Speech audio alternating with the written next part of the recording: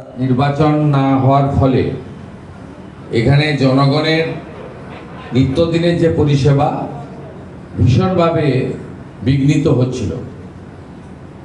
তার সাথে সাথে বিদায়ী সরকারের যে দৃষ্টিভঙ্গি ছিল, তাদের কাছে রেল ছিল শত্রু, এবং হাওড়া সিটি রেলকে বাদ দিয়ে রেলের যে সিস্টেম আছে, রেলের যে আধিকারিকরা রয়েছে, রেলওয়ে অর্গানাইজেশন রয়েছে, তাকে বাদ দেওয়া হয় না।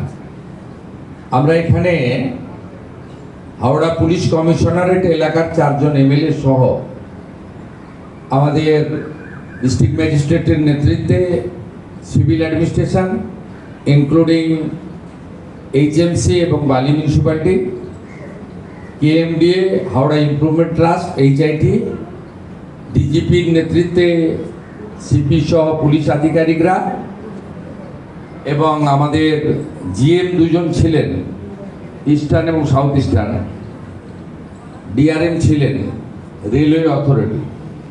আমরা ফুল কোঅর্ডিনেশন মিটিং করলাম। কর্পোরেশনের ক্ষেত্রে প্রায়োরিটি 1 পরিশ্রুত পর্যাপ্ত পানীয় জল, 2 ক্লিনিং, 3 নিকাশি ব্যবস্থা, 4 অন্যান্য নাগরিক পরিষেবাগুলোকে ইনক্লুডিং পার্ক থেকে শুরু করে, স্বাস্থ্যকেন্দ্র থেকে শুরু করে, পৌরসভা পরিচালিত এডুকেশন ইনস্টিটিউশন থেকে শুরু করে সেগুলোকে ঠিকঠাক করে করা।